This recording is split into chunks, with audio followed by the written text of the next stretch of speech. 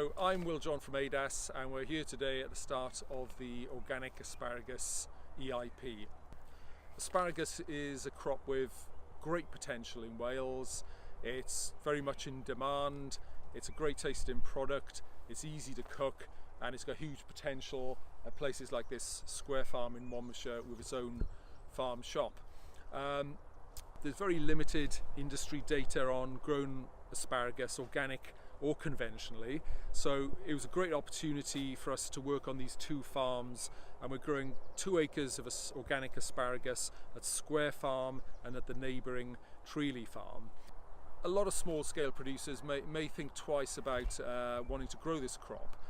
We were delighted to be successful in getting an EIP project together to look at the practicalities of growing organic asparagus on a small scale here in Wales.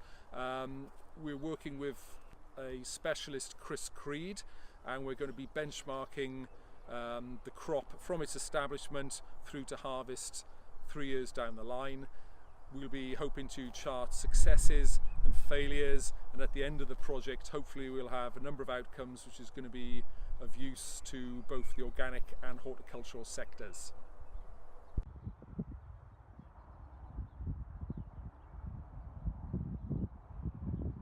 I'm Robert Whittle, second generation farmer. I farm 150 acres here near Monmouth. We farm organically. We have a farm shop selling our own meat, eggs and grow our own vegetables.